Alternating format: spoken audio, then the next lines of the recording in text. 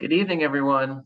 My name is Fritz Schroeder, and I'm the Senior Vice President of Community Impact with the Lancaster Conservancy. Along with my colleague, Kelly Snavely, welcome to a Fishy Tale of Underwater Migrations presentation as part of Lancaster Water Week 2021. Water Week was launched 5 years ago as a community awareness campaign to celebrate the over 1,400 miles of streams and rivers in Lancaster County. These incredible water resources have driven economic development and agricultural growth in our community for generations, and these streams and rivers are the source of our drinking water. Nearly half of these 1,400 miles are polluted or impaired, but the good news is we can solve this problem in our lifetimes with focused action. Please visit lancasterwaterweek.org to take the Water Week Pledge, which includes 3 simple action steps we can all take to be a part of the solution. Water Week is successful because of many partnerships, and this evening I want to thank our presenting sponsor for the last 5 years, Turkey Hill Dairy. I also want to recognize the Campbell Foundation, Chesapeake Bay Foundation, Keystone 10 Million Tree Partnership, Lancaster County Community Foundation, Laxwama, High Foundation, City of Lancaster, Brookfield Renewable, Alliance for the Chesapeake Bay, Atlee Hall, Eurofins, Flyway Excavating, Fulton Bank, St. Boniface Brewing, Lancaster County Clean Water Consortium, Lancaster Newspapers, Stroud Water Research, Lancaster General Health, Land Studies, Landis Homes, Science Factory, Inframark, Natural Light Films, Octorara Native Plant Nursery, Lancaster County Conservation District, Modern Art, and Donegal Trout Unlimited. Oof, what a list, what an incredible group of sponsors. Thank you for your continued support. A portion of all Water Week sponsorship dollars goes to support the Lancaster Clean Water Fund, being administered by the Lancaster Clean Water Partners and the Lancaster County Community Foundation to support on-the-ground implementation. There is funding available for large and small-scale clean water projects, and you can learn more by searching Lancaster Clean Water Fund or visiting the Lancaster Clean Water Partners website. Now it's my great pleasure to welcome Keith Williams, who is an underwater naturalist, photographer, and writer when he's not mentoring volunteers or educating students as the community engagement coordinator with the Lancaster Conservancy. We are thrilled to have him as part of our team. Welcome, Keith. Thanks, Fritz, and thanks everybody for tuning in this evening. It's a beautiful night to be outside, and I appreciate you being inside in front of a computer screen instead. Anyway, the Oxford Dictionary defines migration as a seasonal movement of animals from one region to another. And when we think of migration and migratory organisms, we usually don't think of fish. We think of birds, maybe even insects now, right? Monarchs are getting a lot of attention, but there's these incredible underwater migrations that happen all over the planet, and they're really mind-blowing. As mind-blowing as the avian migration, bird migration is. But really, this presentation is rooted in the second definition there, a movement from one part of something to another. So let me frame that a little bit, take you back about 18 months or so. February of 2020, I was directing one of the largest outdoor education programs in the country that I invested the last 15 years of my life building. Not the only sole builder, obviously, but played a key part in that. I just returned from a trip to China, my 4th one there in 2 years, to establish a river-based environmental education program that was going to serve over 1 million kids, and that's no exaggeration. I was working in Puerto Rico to do the same thing there. I just finished setting up 6 different river snorkeling education programs across the country for the Forest Service. This book was just published. It came out the first week of March. After 15 years of work and 5 years of trying to find a publisher and the last 2 years of really intense writing, this was finally realized. I just finished setting up a book tour through Florida, setting up a book tour through the Midwest and a book tour through the Mid-Atlantic and New England states. That was all going to happen the summer of 2020. And then COVID hit. And I found myself in June of 2020, unemployed. Book sales were non-existent. Obviously, all the events related to the book were canceled. No travel to China, no travel to Puerto Rico. A business that I had tried to get off the ground for the last 5 years, a river snorkeling outfitter, finally was getting traction with bookings in the summer of 2020, and they all canceled, obviously. And so this trip was about a migration for me, because this was more than it was about these beautiful migratory fish. I'd always wanted to snorkel and paddle the length of this river. I spent my whole life on this. So I wanted to start up here in Cooperstown and end down here in Havre de Grace. this was the view of the river that I knew. I spent the majority of my life in this lower Susquehanna, right near Conowingo Dam, the town where I live. I've been there for more than 30 years. And that's my daily view, typically. And so in July of 2020, July 8th, in fact, is when this picture was taken. I was shouldering a whole lot more weight than the 50 pounds in that bag because I had no plans after this trip. This trip was really done almost on a whim, that I just felt called and I felt like I needed to get out on the river to figure out stuff. This trip in a lot of ways was a period at the end of a sentence, at the end of a chapter, a really significant chapter, and possibly even a book. And I was trying to figure out what that next chapter, what that next book was going to be.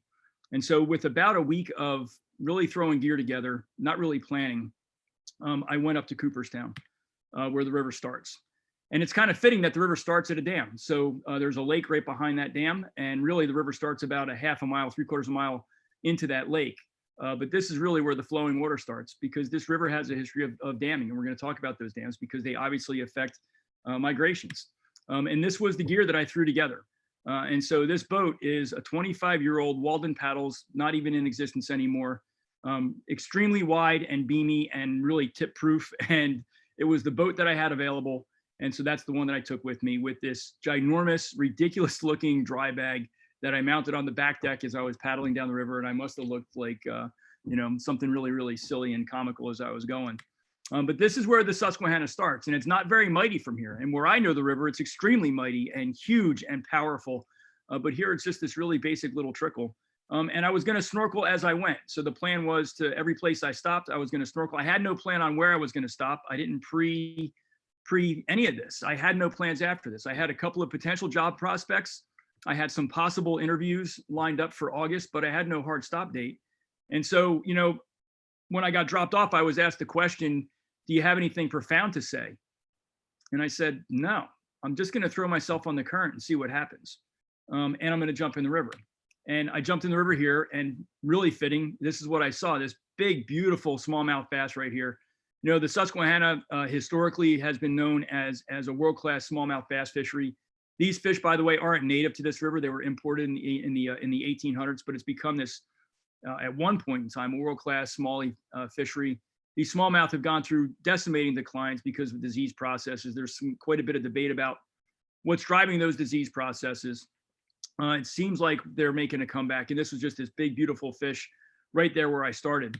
The other thing that was obvious in this upper first mile or two of river were these big mounds of pebbles, these big piles of stone that just kind of rise up off the bottom, feet in diameter. This is probably 3 or 4 feet across and 2 or 3 feet high. And these things are made by these kind of fish. These are chubs, and there's creek chubs and river chubs. These mounds were likely made by river chubs because they're bigger. Creek chubs make smaller mounds, and these are breeding mounds. And so this is a male that's in breeding color with all these little spikes on his head. Those are tubercles that they use to defend territory and to attract a mate. And all these other fish depend on these chub mounds for spawning. And so this picture is actually from a river in Tennessee. You can see this male bringing in this river chub, bringing in this piece of gravel that it's dropping on the nest, and it supports all these other kinds of fish. The same thing happens here. This is taken right here in the Susquehanna, and these are all common shiners. And that photo is unadjusted. All the photos you're going to see today are completely unadjusted. Those are true colors this time of year. I'm hoping to find some of these in the Conestoga tomorrow if it's not too muddy, or on Saturday if it's not too muddy when we're doing our cleanup. But these are all spawning on top of a chub mound. When we think of dams and we think of migratory fish, we think of big dams like Conowingo, like Holtwood, that potentially block the passage of migrants like herring and shad. And that's what we think of when we think of migratory fish. But these fish move too, right? These chubs move up and down the river. So do these common shiners. And these little dams that we make for recreation limit that movement. And so we need to really shift our thinking when we talk about migratory fish. When we talk about migration in general, we need to think more broadly and make sure that we're including all organisms that migrate, right? Including those aquatic, the aquatic organisms that we can't always see. So think fish when you think migration, but also think shorter distance migrations within one river system, not just in and out of ocean to river and river to ocean, but within one river system and even within one stretch of river.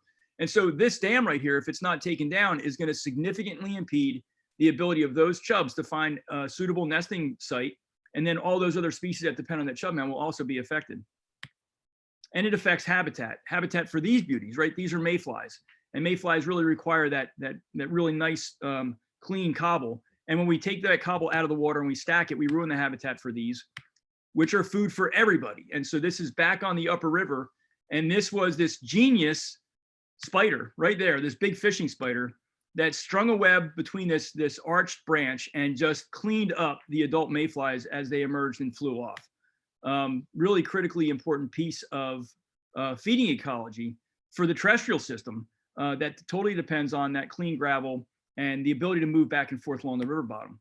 And this was my first man-made impediment. So this is Goodyear Lake, and this is about 15 miles in. It was my first portage. There's about 14 dams on the Susquehanna. And that doesn't include some of the pipeline crossings that also need to be portaged. And on the bottom of that dam, on the back of that dam, were really, really dry conditions. And so that portage became a whole lot longer than what I originally anticipated. I was figuring a steep up and a steep down over a little bit of a hill, and it turned into about a half a mile one way. And so that's really 3 half-mile trips, because in order to do a portage, I need to empty my boat. I need to do the boat and the paddle, because the boat weighed enough, that was enough weight for one trip. And then, one dry bag, and then the second dry bag with miscellaneous gear. And so that's up and back, right? If that's a half mile, up and back is 1 mile. That's a 3-mile hike to do a half-mile portage. And so they become significant. And this became really significant because of all that dry riverbed in this part of the river. What was also significant here, though, were all these bivalves on the bottom, right? These are all zebra mussels, and these are a non-native, and they are really infesting the upper part of the Susquehanna River. We have them in the lower part now too, and they're actually on the upper parts of the Chesapeake Bay. But these came in ballast water as veligers, as planktonic larvae into the Great Lakes. They got into the upper Susquehanna. They've been going downstream ever since. And so when I snorkeled below that dam, that's what struck me. This is a really artificial system. It's got artificial hydrology, and it's got artificial life. These are the native bivalves that we should see. This is an eastern elliptio, or Elliptio complanata. It's a juvenile, which is really, really great to see, because we don't see a whole lot of juveniles in most of the Susquehanna River. And these animals, there's almost 300 species of freshwater mussel, native freshwater mussel in North America. North America's got the most diverse assemblage of freshwater mussels anywhere on the planet. And 70% of our freshwater mussels here in North America are in peril. They're in danger of going extinct. They're the most imperiled group of freshwater organisms on the planet. And that's part of the reason is because they've got a really complicated life cycle. And so you see these holes in the side of the shell. That's an eastern elliptio. So the shell's up on its side like that, really like this. And so this in-current and ex-current siphon is how they feed and how they get oxygen. It's also how they reproduce. And so the males will expel sperm into the water column. The female will take that sperm in, and they become fertilized. The adult female then produces these glaucidia, which are basically larval mussels. Now, this is one of the reasons why these mussels are endangered. And eastern elliptio are not in that grouping of endangered, but we're worried about them. But they're not classified as threatened or endangered. Hopefully, they won't get there. But part of the reason is because these mussels require a fish host in order for this reproduction to complete. So these glaucidia need to latch on to the gills and the fins of a host fish, and they live there parasitically for about a month. So they live off the body fluids of that fish. While they're living there, they metamorphose. They kind of go from a caterpillar to a butterfly kind of thing, from this glaucidia to this juvenile mussel, where they drop off to the bottom, they become a subadult, and then they live the rest of their adult lives. Some of these mussel species, especially in the Midwest, are specific to one kind of fish, one species of fish. And so if something happens to that one species of fish that you depend on for reproduction, you're not going to produce any more young. And that's one of the reasons why a lot of those mussel species are endangered, is because they're really specialists. But again, 70% of those 300 native species are in peril. That's ridiculously frightening and sad. And this is an example. So these females develop really ingenious ways of enticing the fish in so they can infest them. And so this is a Lampsilis mussel. And so you see this bulge right here. Those are the marsupial gills. That's where all her babies are. That's where the glaucidia are. And there's an eye spot here and an eye spot here with these trailing membranes that look like minnows. And see if this will play or not. So you see how she's wiggling those to make it look like a minnow. That's going to attract the fish in, obviously, a lure. And that fish is going to bite on those marsupial gills. And she's going to release all of those glaucidia right into the fish's mouth, into the gills, into their pectoral fins. And she's effectively produced the next generation for her. Our eastern elliptios aren't that specific, right? So this is an adult eastern elliptio. This animal could be 100 years old. Eastern elliptios live to be 100 years old. That's always mind-blowing to me, thinking that these, as humans, we consider these animals to be lowly, and yet they're long-lived, longer lived than a lot of us are ever going to be. They're generalists, and so what these animals do is they spread their glochidia look like spider web that they just kind of put out into the water column, and it kind of goes through all of this cobble on the bottom. And it makes a lot of sense that they really depend on American eel as one of their primary host fish. Now, they're not exclusive to American eel. They can infest, bass, sunnies, a whole bunch of other fish are effective hosts for them. But because they put that glochidia out as this cobweb that goes through all the cobble on the bottom, it makes sense that the eel is their host fish. Eels are migratory. It's another one of those that's often forgotten. So whereas shad and herring and salmon, though we don't have salmon here, when people think of migratory fish, they often think of salmon. That's a West Coast thing. And to our north, there's little bits, tiny little bits, remnants of Atlantic salmon that are barely hanging on in Maine. They used to occur just to our north, not far to our north. But these fish live their entire lives in fresh water and go to the ocean to spawn, whereas herring and shad spend their lives out in the ocean and come into fresh water to spawn. So these eels can be up to 30 years old. All of a sudden, they start migrating in the fall. And we're really not sure what cues them to do that migration. They don't become sexually mature until after they start the migration. And as they're migrating, they stop feeding and they adapt, and they become sexually mature while they're migrating. And they adapt to life at 3,000 feet in an oceanic environment, in a marine environment. So think about those physiologic changes that have to happen to deal with that pressure, to deal with the darkness, to deal with the salt, the hormonal changes that are going on because they're becoming sexually mature as they go. It's just unbelievable. And this is all hypothesized until recently. We thought that they went to the Sargasso Sea, which is essentially the Bermuda Triangle, if you're looking for some kind of place geography in the ocean. Only because we were finding the planktonic forms of those eels coming out of the Sargasso. We never saw the adults going in until recently. Eel number 45, a female American eel that was radio tagged in New England. We followed her to the Sargasso Sea. I think her tag popped off at about 1,500 feet. Their spawning has never been witnessed. And how cool would that be to be in the submersible, to be the one to find those animals when they're spawning and actually witness? It's pretty cool. So the adults go into the Sargasso Sea and the babies come out, right? They come out as these planktonic leptocephali and they float on the currents and they become glass eels and they become these little green elvers. And we just recently learned that up to 10,000 elvers a day try to get through Conowingo Dam in July and August, and they're not able to. Now, we learned that about 10 years ago. Julie Devers, who's a biologist with the Fish and Wildlife Service, was the one that did that study. And the power company, Exelon, and the Maryland Department of Natural Resources and the Fish and Wildlife Service responded. When we learned that information, they responded to try to solve the problem. And so now there's a special little eel lift right on the side of the dam right here. It's a little trough. It's actually technology that was brought in from Ireland. The eels swim up that current and they gather in a bin where they're put into a tank truck and they're trucked up further into the watershed where they're released. But 400 miles north of that dam, this was my situation. It was dry, it was scrapey, and it was hot. And that defined the whole trip down the river. It was frustratingly dry, where I would paddle for a couple hundred yards and I would have to get out and scrape over and pull over these exposed riffles. And the heat was really, really intense, which again is kind of emblematic of where this river is heading. It feels like we're starting to experience climate change. And one of the predictions for the Susquehanna is exactly that, right? Hotter, drier summers, flashier rain events. And it felt like I was in the midst of experiencing the very beginnings of that changing for the river.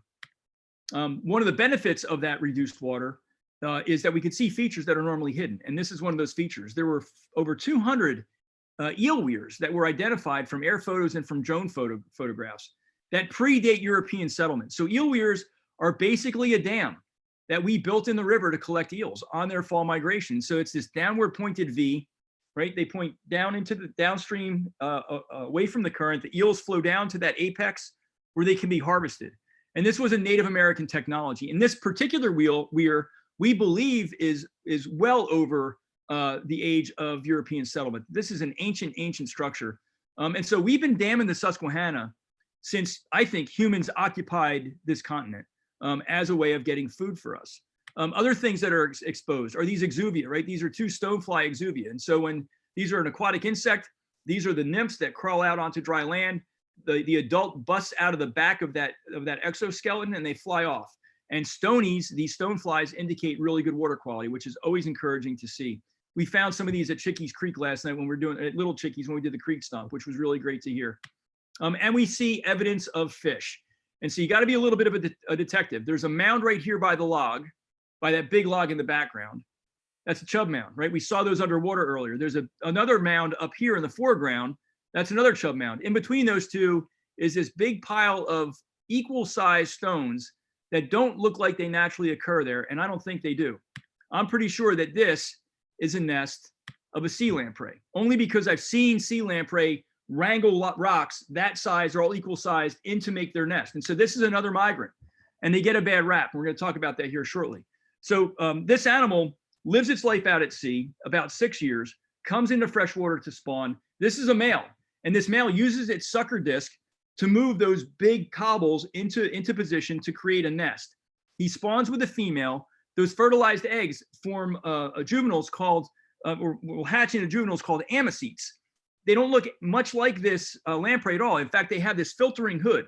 And so they live in really soft sediment as filter feeders in our rivers and streams. And so think about the ecological services that those amicetes are doing as filter feeders for 6 years in our rivers and streams in the soft sediments. After 6 years, they start to metamorphose into this juvenile. This is a juvenile sea lamprey that I actually got a picture of under a sheet of ice in February off the Octorara Creek. Completely shocked me that I was able to find that fish. Totally thrilled. However, they get a bad rap because they're invasive in the Great Lakes. So all this maroon color is where they don't belong. They got there when we started constructing canals for transportation and for commerce. And they're decimating the fish in the Great Lakes. But when you Google them, typically the only thing you find are stories about how they're invasive. You rarely find stories about how they're native, which is all this mustard color along up and down the East Coast. They're native to here. They belong here, and they're critically important to ecosystem function. Again, think about those amicetes and all the filtering that those juvenile lamprey, those amicetes do for keeping water clear. Think about the food that those amicetes would be for all other kinds of fish. These are not sea lamprey. There are 9 species of lamprey in the state of Pennsylvania, and unfortunately, most of them are listed as threatened or endangered because most of them are brook lamprey. They're these tiny little, couple-inch long fish that live in first-order streams. And first-order streams, headwater streams, are not very well protected. And so when we talk about land protection and what land protection has to do with migratory fish, multiple intersections there, and this is just one of them, because these brook lamprey migrate within that first-order stream from downstream to as far upstream as they can get to construct their nest, to lay their eggs, because the net drift of those eggs and those juvenile amicetes is going to be back downstream. And so these fish are going to try to get as far up into that headwater stream as they possibly can. So think about Welsh Mountain, right? Where some of our bigger rivers in Lancaster County start. The Conestoga, for example, major tributaries to the Conestoga, the Brandywine even starts on Welsh. Mill Creek. I would be surprised if there weren't lamprey in those streams, and I can't wait until next March when I can spend more time and look for these, because these are really early spring spawners, and that's what these are doing. These are making reds. They're making nests, and they're finding a mate, and they're pairing off. And then this is the second dam I came to. This is in Oneonta, New York, and this dam is defunct. It really serves no function anymore. It really ought to be taken out. These are dangerous. This dam, this is a low head dam. This is extremely dangerous. Even at low water. Right now, I probably could have scraped my way over that and landed hard and probably injured myself. In high water, this is going to form a reversal that's going to be a trapper. We'll talk more about that in a minute. And then, but right below that, again, the river is just so incredibly beautiful and wild. And even though it's surrounded by constant traffic noise, and you're never out of earshot of a railroad when you're paddling the length of the Susquehanna, but still, it's this amazing wild thread that goes through our landscape and through our state.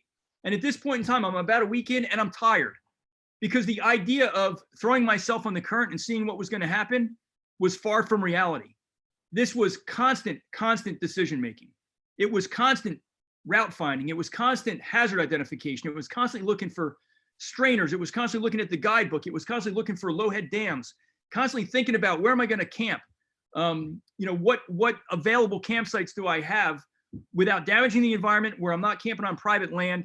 And so it was nonstop mental work in addition to the physical work.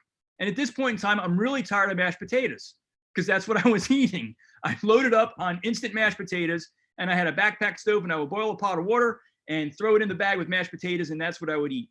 And so after a week of that, I was done until I found these beauties. This is an invasive crayfish called the rusty-sided crayfish. And so they've got these huge, beautiful aquamarine claws, and they've got these rusty sides on them, which gives them their name, and they're not from here. And they are launching, they are taking off. And I found a whole bunch of these just downstream from that dam in Oneonta. I camped about a mile downstream from there, and they became dinner, and they were pretty delicious. And it was a really welcome break from all the mashed potatoes that I was eating, except for these. I let them go because they were making the next generation. Even though they're invasive, I didn't want to interrupt them. So even I got a little bit of a heart for these invasive species. It's not their fault they're invasive. And so going further downstream, now I'm into Pennsylvania a little bit. And the river here kind of dips down from New York into PA, and then it goes back up again. And this was a really scary stretch of river. So this is in Susquehanna Depot. And this is all old river bottom that was backed up behind a dam that's been breached. And so the river here braids, and it's really hard to define which channel is the channel that you want, because you're not going over that dam. Even though the dam's been breached, it's still extremely hazardous and dangerous. And so you got to find the right portage. And I could have pulled out a mile upriver and portage from there, right? But again, 1 mile is going to be a 1 mile portage is going to be a 6 mile trip for me, because a mile up and back, right? 2 miles round trip. And so I inched my way slowly, bumping along the shoreline to try to find the right closer portage up and over this dam. And I just want to point this line of riffles at. It looks like pretty mild riffle, right? Not that big of a deal. Maybe a little scrapey, no hazards. Wrong. That right there, I don't know if you can see my cursor. That's a metal I-beam sticking up out of the bottom. This is part of an old metal dam right here on the right. There's more metal I-beams. And so most of those rocks that you see sticking up in the more moving water aren't rocks. They're I-beams. And I avoided all of them. And I finally got up and over this dam. This was an extremely difficult portage because it was almost straight up and straight down. And you can see how dangerous this would be, right? This is breached, but trying to get through that recirculating current right there with a bunch of concrete rubble and rebar sticking out of it would have been a really, really bad idea. And so we got past that and then came upon Binghamton, New York. There's a Lowhead Dam in there somewhere. Can anybody see it? That's the problem. They look like river. They just look like the river keeps on going. This particular Lowhead Dam, rock bottom dam, killed 4 firefighters in 1975 as they tried to rescue people that were trapped in the recirculating current behind it. I wasn't gonna be one of them. And so I took my time on this approach. Again, even though water level is lower, that doesn't mean hazards go away. It means that they change. And I got past that, and that was another longer carry, relatively easy though, because it was well marked, and got below rock bottom dam. This was going to be a 4 portage day, by the way, and this was number 1 in the portage. And so I was pretty happy. I got past this by noon. I set myself up in a good spot for the next Lowhead Dam. Can anybody see it? Yep, me neither. And so typically I'm navigating by sound on these and just really listening intently for the increased volume. I know which side of the river I should be on, river left or river right, based on the guidebook I was using. And there it is. And that's the recirculating current that will kill you. That looks like nothing. It looks like it's easily paddleable, but that is deceivingly strong. And if I were to, and I'm not a weak paddler, if I were to try to get through that, there is a really good chance I wouldn't be strong enough, wouldn't have enough speed to get past that. That current pulls you, that recirculating current pulls you back in and just swirls you around like you're in a washing machine until you drown. And then your body just stays there until you get kicked out. And so I portaged around that one. The third portage of the day, I misjudged. So that's the inside of my boat. That's where my foot rests. That's my foot peg. And that's about an 8-inch gash. That's the outside view. I got real lucky. So the next portage was actually a pipeline. And I got out of my boat and I scouted it, because I always scout those. And I'm like, I think I can run that. It was only about a 6 or 7-inch drop. There was a reversal behind it, but it wasn't that powerful. I'm like, I can paddle through that. Right downstream, about 3 or 4 boat lengths downstream, there was what I thought was a series of riffles. And I'm like, okay, well, I'll bounce off of those. I might not be able to, after getting through the reversal, I might not be able to steer very well, and I might wind up hitting a rock, but I'll bounce off. It's okay. That's exactly what I did, only it wasn't a rock. It was another one of those steel I-beams sticking out of the bottom. And so that wasn't a series of riffles downstream. That was actually the old pipeline. And there were parts of that old pipeline still sticking out of the bottom. I'm really grateful that I didn't get injured in this. When I got to the shoreline, I bailed out of my boat. It was actually impaled on the I-beam. I had to get out of the boat, and we swam the shore with a flooded boat. And I saw how close that I-beam got to my leg. I'm like, whoa, that could have been really, really bad. Got to shoreline, bailed it out, patched it up, got back on the river, and that patch enabled me to get another mile downstream to this island where I could bail out and figure out my next moves. And fittingly, it was directly opposite the Binghamton sewer plant. So the poo plant was right there for me after I got pooed on by the river. That's not true, right? That's entirely my fault. That was my decision that I made, and I made a wrong one. And that was a big thing with this, is that this is all about personal responsibility. When something goes wrong in the river, it's nobody else's fault but mine.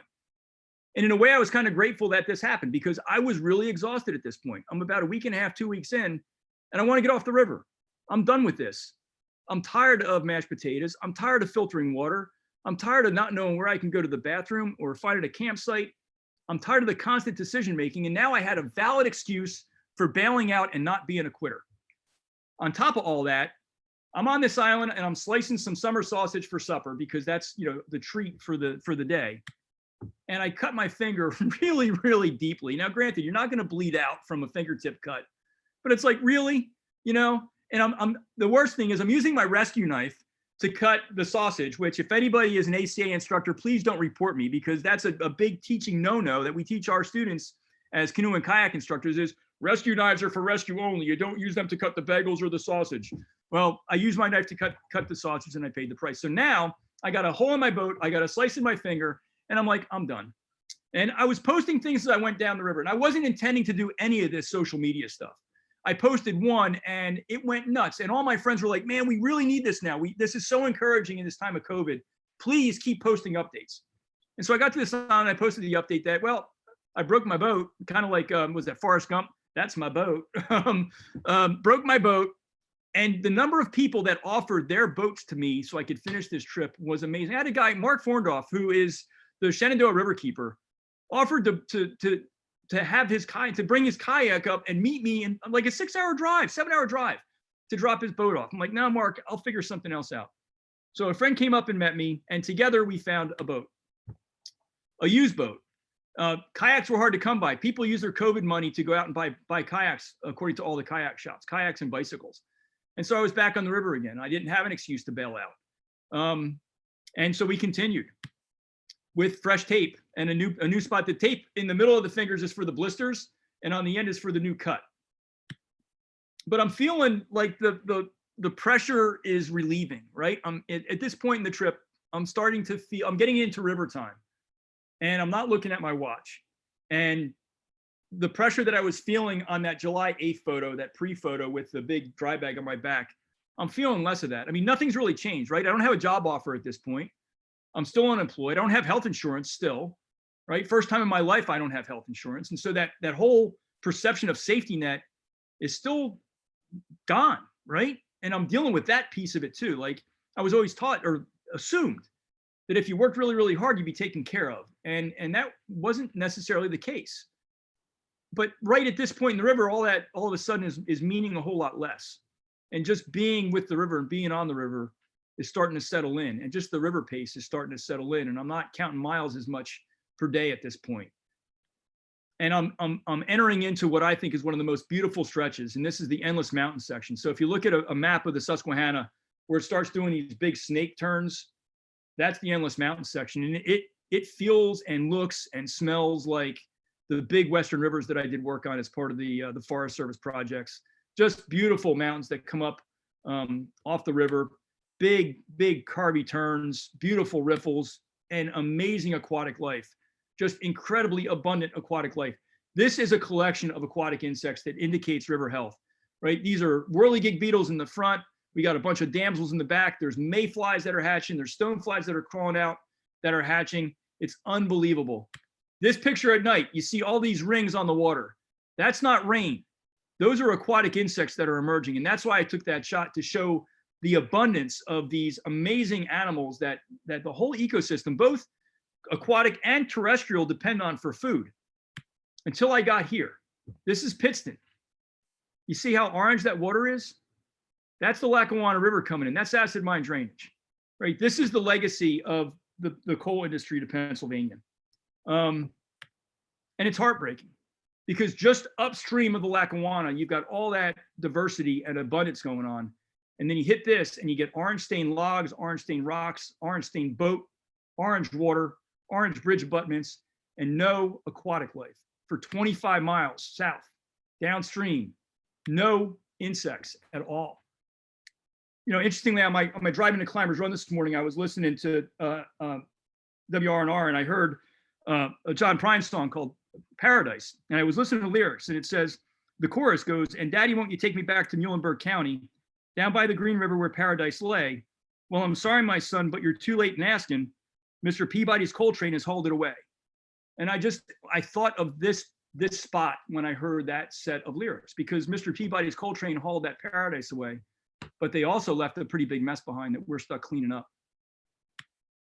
And this picture is significant because this is where the west branch of the Susquehanna comes in into the main stem. And this, I've driven this stretch my whole life. My dad's family was in the coal region, and when we would go to visit my grandmother, we would drive right by here. I remember seeing the river from that highway, looking in as young as I could remember. And now I'm on the water paddling it. And so all of a sudden, you know, the mystery of wondering what it's like to be on the surface of that river is different, because now I have an idea, at least in that moment, in that day. If I went out there today, obviously it'd be a different place. And that's one of the beauties of rivers, right? They're so dynamic. They're never the same. I can never do that trip again and have it be the same experience, because I'm a pretty different person now. And so is the river, right? Was that Heracles that said that? Somebody a lot smarter than me came up with that. You know, a person can never go in the same river twice because the person's not the same, the river's not the same. But this water is dammed up, not for hydropower and not for not for you know, any other typical use that a dam is used for. It's dammed up entirely for recreation by this dam. This is the Faber Dam, and this is the world's largest inflatable dam. And I believe it's the PADCNR blows this up in the spring and creates this backwater so people can recreate on that. You know, we're playing Frogger with jet skis in this section of the river in a kayak. And then they deflate it in the fall for the wintertime. And not only are people recreating above the dam, but below the dam, fishing is really hot. And thankfully, because this fisherman helped me get over that dam. So this was another one where I'm like, this is going to be a real bear of a portage, because there's no clear trail down, and there's a pretty significant rock face that you have to scale. And I don't think I can shoulder my boat and scramble down these boulders on my own. So I was looking at the prospect of over a mile of bushwhacking. And as I popped up onto the causeway of the dam, this gentleman was just starting to get his fly gear out. And I asked him if he knew the portage, and he didn't. He said he didn't know, but he would help me carry the boat. We didn't even have to unload the gear from the boat. So this guy saved me, like, no exaggeration, at least a half a day of schlepping the boat over that dam. And he also told me I needed a shower. And so I appreciated his honesty very much, because I was swimming in the river every day, but I wasn't showering. I wasn't using soap in the water. I was trying to practice as much leave no trace as possible. And so I was pretty ripe at that point in time. And then I came upon this beautiful reflective piece of river right here at Shamokin Dam. And guess what's hidden in that picture? Yeah, you got it. Another lowhead, right? And again, that's a really dangerous keeper right there. They call them keepers for a reason. They recirculate and they will keep you. And as crazy looking as this picture is, it's really kind of pretty, right? This is a coal-fired power plant right in the background, but it's just, seeing the clouds reflected and that line of water, I'm gravitated to this picture, maybe because it shows how we've used this river for centuries and centuries and centuries. And that's the view of that lowhead from downstream. Now I'm getting into home water, right? This is part of the river that I know a little bit better. And a lot of the tributaries coming into the Susquehanna in through this section, and certainly in through the Endless Mountains, are home to these fish. This is a northern hogsucker.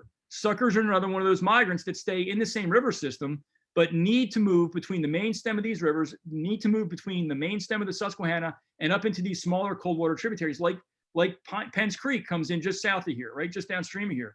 Same thing with brook trout. We are really, really worried about brookies because of climate change. They totally depend on clear and cold water. And as climate changes, we know that our rivers are warming up. And there are a number of biologists that are really worried about the future of these fish. There's a PhD out of Penn State. I believe she's earned it by now. If not, she certainly should have. Shannon White, who did amazing research on these brookies and found that if we allow them to move throughout the river system, if we allow them to migrate throughout the river system, and again, these fish don't go to the ocean. They go between the main stem and up into the smallest, tiny, coldest water tributary you can find. If we allow them that free movement, that means taking out culverts. It means managing logging roads correctly. It means managing farm fields correctly, because the gravel that washes in from those logging roads and the sediment that washes in from farm fields can negatively affect their ability to move through those riffles. If the culvert isn't sized right, if it's not placed right, they can't get through it. But if we allow them to move through that river system, they will find the cold water refugia that they need to survive climate change. And that's the kind of information that we need. That's the hopeful information that we need. And it's the shift in thinking about migration that we need, right? It's not just these long distance migrants like lamprey and eels and herring and shad. It's these shorter distance migrants that are just as important that we got to take care of. And so I'm in Selinsgrove right now, and I know this river really, really well, or I thought I did. I used to run trips here with kids. I would put 20 kids in canoes, and we would paddle out and explore all these snurgly islands, and it was great. And I always wanted to just be out on this part of the river and just be in a kayak and explore. And now I was doing it. And it's really hard to find a campsite here because there's so many islands. And you're looking at the guidebook. I'm like, okay, that island right there is the campsite, but is it that one or that one or that one? And so finally, I was exhausted. This was a huge day because I had multiple portages, and I think I almost did 40 miles that day. So I'm really wiped, and I just needed a place to get off the river. I could feel my blood sugar dropping. I could feel the dehydration setting in. I just needed somewhere to get off. And so this tiny little island that's really close to the highway on the western side of the river is where I landed, and strung up my hammock and got some food in me and got hydrated, and then had pickup trucks show up. So I hear this rumbling just upstream, just at dusk. And I'm like, what is that? And I look about 100 yards upstream, and I see taillights, and I see people backing boats across the head of the island into the river. And I'm like, seriously? I just want a night's sleep. I'm exhausted. I don't want people. And then the boats are out in the river. And this is a picture of one of the boats. It's got this huge array of lights on the front. And they were out there until about 1 o'clock in the morning. And I'm fairly certain what they were doing is they were bow fishing carp. So they're using those lights to spotlight carp, and they're bow fishing. Carp are an invasive species in the river. They're non-native.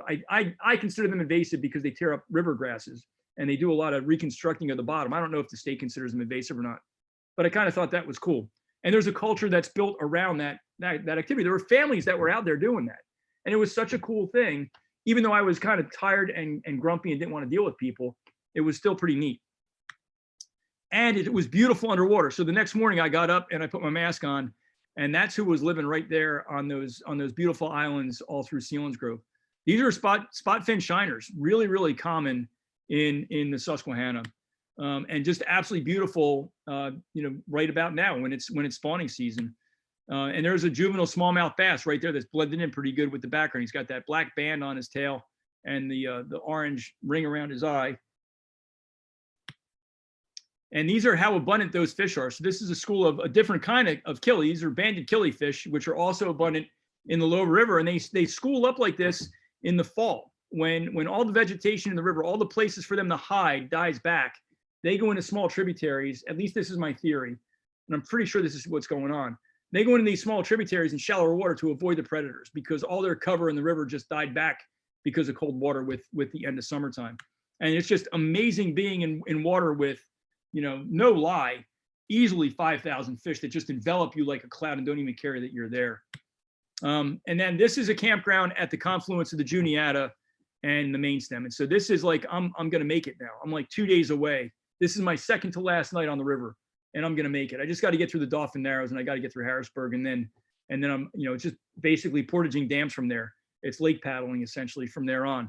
And as and when I got to here, I checked out, there was a sub shop right there in town that I hiked a mile in to get a sub because fresh food, a fresh sub set it pretty good at that point in time. Still eating dehydrated potatoes with an occasional crayfish thrown in. But these are actually aquatic moths, and there was a major hatch of them on the bathhouse at this tiny little campground at the confluence of the Juniata and the main stem, which was great. And so the next day, I got to Harrisburg, and that was frustrating. The Dauphin Narrows are absolutely beautiful, and I've driven along the Dauphin Narrows I don't know how many hundreds of times for work, for recreation, and never really gave him much more of a thought. Hey, look, there's the Statue of Liberty. How cool is that? I know one of the guys that was responsible for that, by the way. He's a pretty cool dude. But never really gave it much thought. And, experiencing that from a kayak on a foggy morning is a completely surreal experience. You feel like you're on some of those tabletop mountains in Venezuela with all these hoodoo rock figures kind of popping out and emerging out of the fog as you're going, and you're paddling by ear. Because again, the riffles, they're maybe like class 2, nothing major, but water's low. And so these new ledges emerge. And if you hit them wrong, you're going to wind up flipping, and probably not the end of the day, but you want to stay upright unless you intentionally want to roll. So I get through the Dauphin Narrows, no problem. And I get in Harrisburg, and the first thing I see is a warning sign about raw sewage. And I'm reminded that Harrisburg regularly dumps raw sewage into the river, really anytime it rains, because they've got a combined source system, right? So their storm sewers are hooked into their sewage. It floods the sewage treatment plant. It exceeds their capacity, and they bypass everything, and the raw sewage readily flows into the Susquehanna. And so I was ultra sure to not get in the river here. And that's just a sad statement that, we have to worry about raw sewage in any river anywhere in the world, but especially here in our backyard. And there's another hazard there, right? Water Street Dam is responsible for multiple deaths. That right there is where it's breached, and that's probably runnable. However, no, not going to chance it.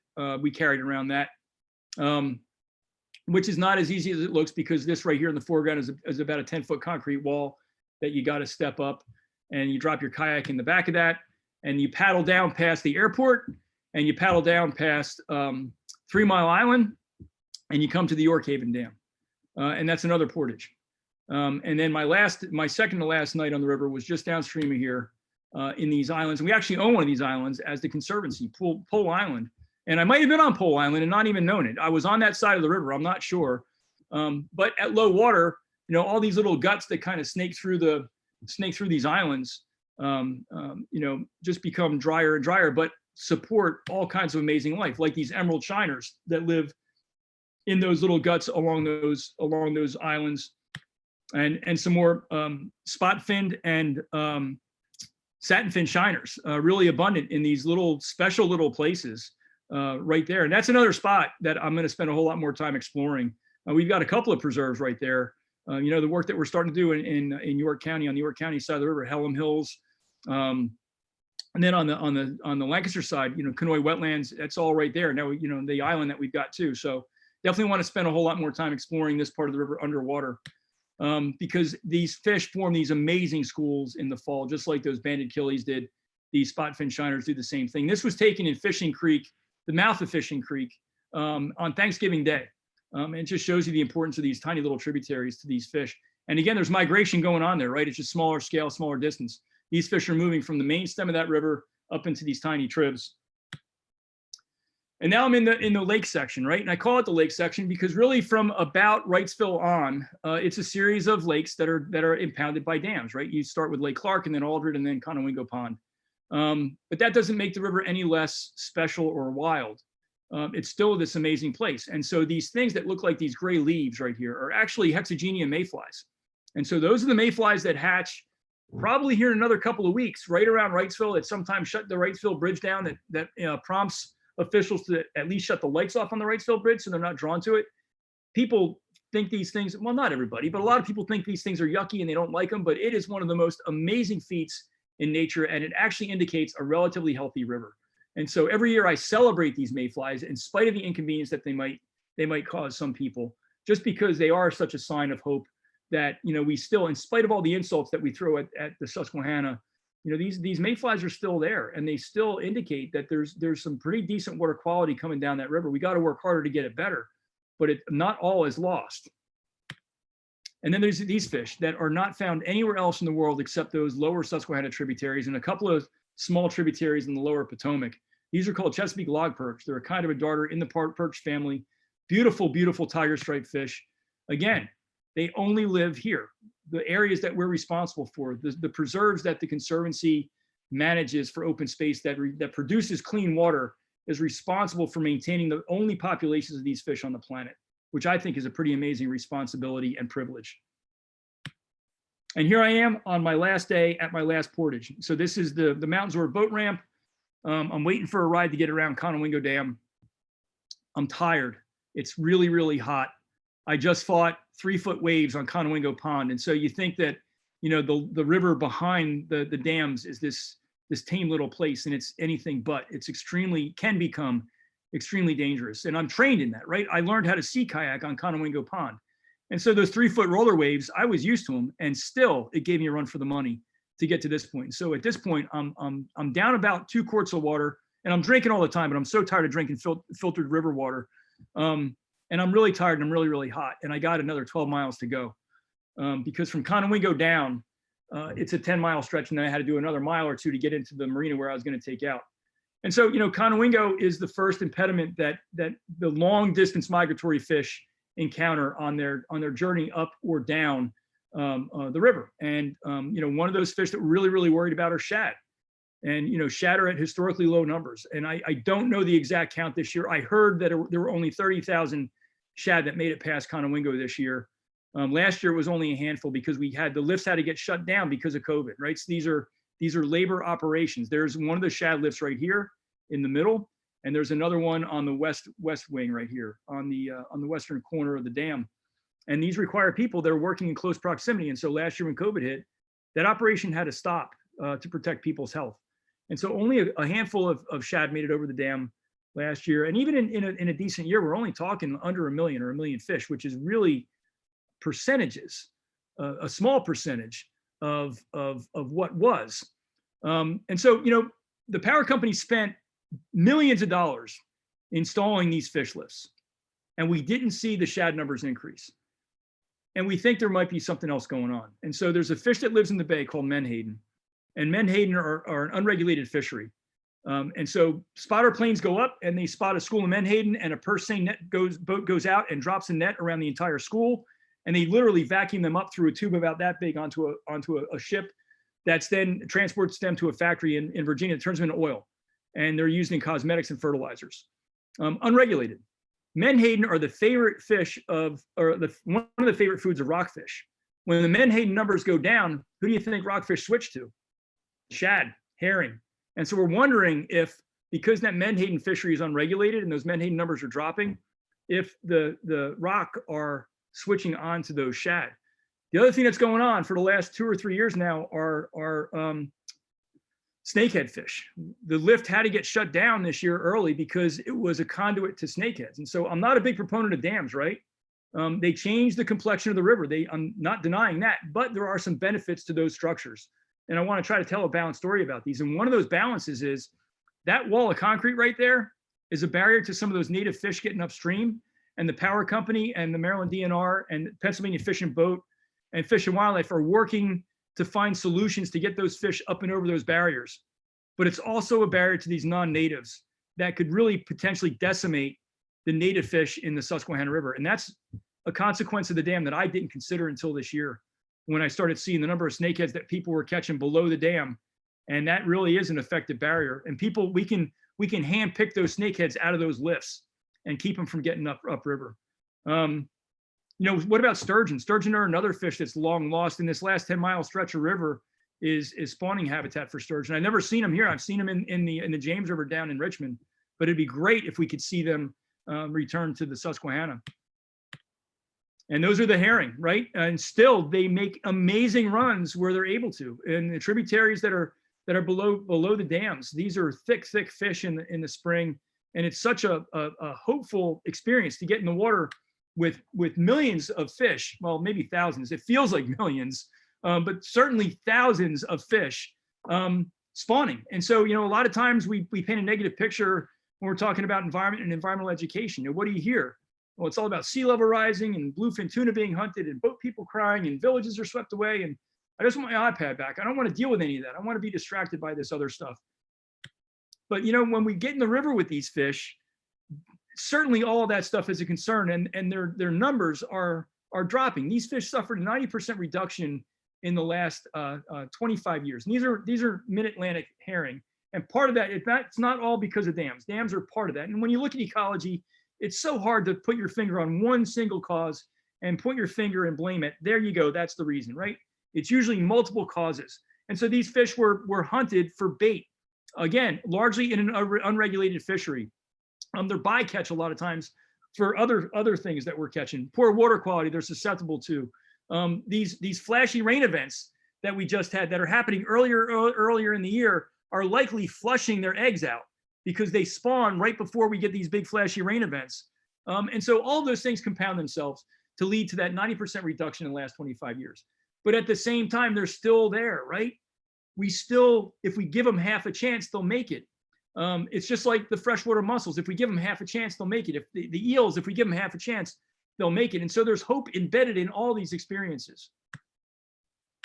And then there I was. That was it. That's the mouth of the Chesapeake, where the Susquehanna ends just ahead and open bay starts on the Susquehanna Flats.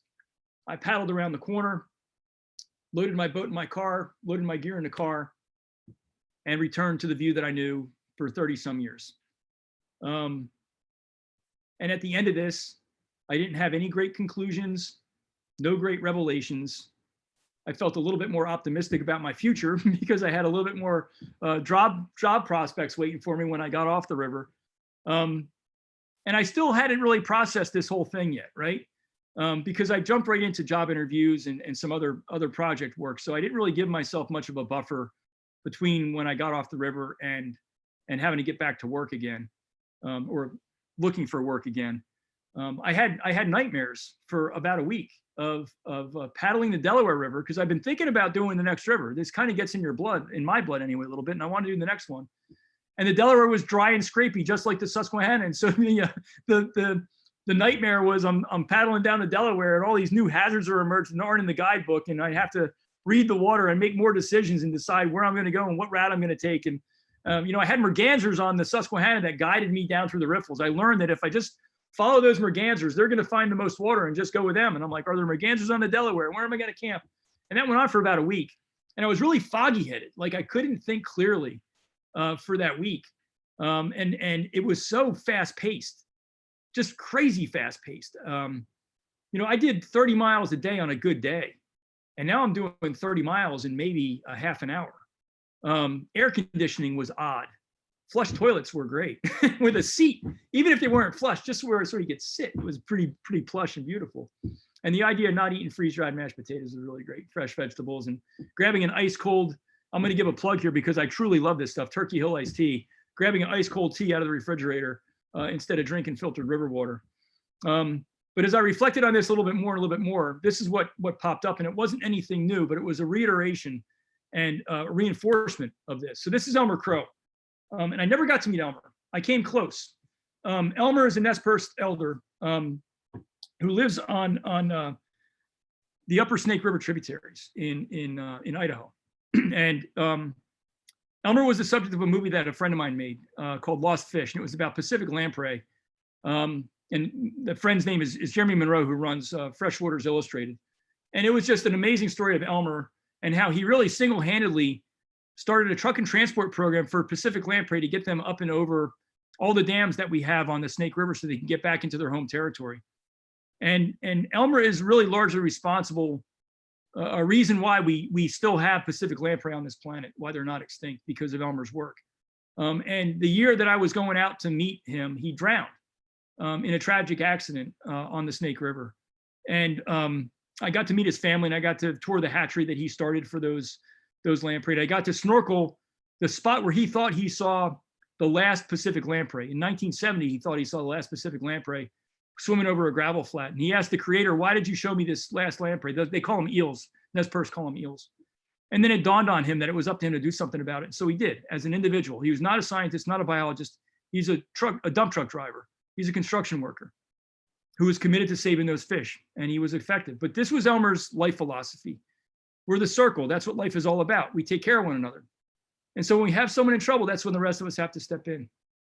And, I encountered that multiple times on this trip. And I wasn't necessarily in trouble, but certainly needed a hand here and there. Everything from, people helping me portage who didn't even know me, to giving me a ride into town so I could get something cold to drink. And they didn't have to do that. I was ready to walk the mile into town. To people helping me find a boat. Right, I got that boat from puddle dockers up in Ithaca, and they heard what I was doing, and they went out of their way to find something that would work for me. And so there's that human connection there, right? There's that we are the circle. That's what life is all about. That's what we got to take care of each other. We got to take care of each other as a human community.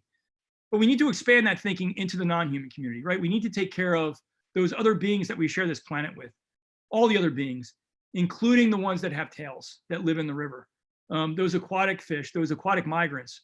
And we got to do everything we possibly can to allow them to migrate where they once did freely, so that they can continue on and we can continue on. You know, the Water Week shirts this year, I think, just really nail it. It shows most of the tributaries, all the major tributaries to our part of the river, that lower Susquehanna. And it says water connects us all. And that's what Elmer's getting at here.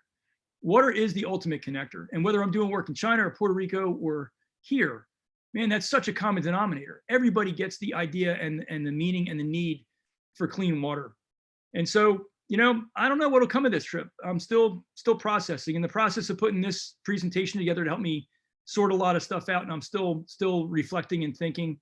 But Elmer definitely popped into the top of my mind as the right way to end this part of the journey and start the next chapter. So thanks for spending your Thursday night with us, everybody. Thank you so much, Keith. I'm just absolutely blown away by your passion and the knowledge you just shared, but also, you know, not just the journey that you went on physically on the Susquehanna, but the emotional journey that you went on too, not just, you know, in your own personal life, but as a conservationist and the exploration of what, you know, this river means and the way we've changed the river and how that all just reflects. So thank you so much. I want to take a few minutes. I know we're a little over 7 o'clock to, you know, get some questions from the audience. If you have a question for Keith, please put it into the Q&A by putting that Q&A button on your screen and submitting it there. And we'll try to get to a couple different questions. So let's see here. We have an anonymous question from an attendee, just sharing what an incredible story and journey. How can we help the river recover as residents who want to improve our river? Yeah, it's a great question. So there's a bunch of ways, right? Take care of the land that you're in charge of and do that well. And so what that means is, you know, either eliminate or limit the amount of chemicals that you spread on your lawn. Nitrogen and phosphorus are main pollutants of all of our streams and rivers in this region. Everybody points the fingers at the farmers, but acre for acre, suburbanites produce more nitrogen and phosphorus than farmers do. Don't spray your ditch, right? Don't use herbicide near any kind of small ditch. Herbicides are extremely toxic to aquatic systems. Get involved, right? Get involved with organizations like, and now I'm going to plug the Conservancy, but certainly, you know, get involved and support the Conservancy that is protecting land, which then protects water quality. Get involved with the Lower Susquehanna River Keeper, who is actively out there holding polluters accountable. You know, and let your voice be heard, right? I mean, in my experience, the power companies want to do the right thing, but let them know that you're behind them in doing the right thing. Let your local leaders know that you want them to do the right thing in terms of stormwater management and that you're behind them in making those right kinds of decisions. That's so great. It is so important that we act and we use our voices to, you know, to support those who are in the position to make these changes. That's a really great point, Keith. You know, just on a note of hope, someone was wondering, is the river better off than it was 30 years ago? Are we heading in the right direction? Wow. Yeah, I think we are actually, right? So you think about, like when I was a kid, we didn't have environmental regulation. We didn't have Clean Water Act when I was growing up. And I remember raw sewage flowing in Shamokin Creek. And that's highly illegal right now, right? I mean, it still happens, right? We talked about Harrisburg having exceedances, but it's not a daily operation, right? And most municipalities aren't doing that. And Harrisburg isn't like doing that intentionally. I'm not trying to paint Harrisburg as, oh, look at these bad people. The way their system is engineered, it's engineered wrong. We didn't know any better when we did that engineering. The idea was solid at the time. But Harrisburg and other municipalities need to move more quickly than what they are to fix the problem. And there are municipalities that are being really, really proactive, like Lancaster is one of them, by diverting as much of that stormwater from their source system into green infrastructure to call out some positive stuff that's happening. But, you know, think about the Cuyahoga River that caught fire in the 70s because it was so polluted, right? And so I think overall, yes, we are in a better position than we were 30 years ago. But it's easy to backslide. And now the trick is a lot of the point source pollution has largely been regulated, right? Stuff that comes out of the end of a pipe that we can go and test and regulate.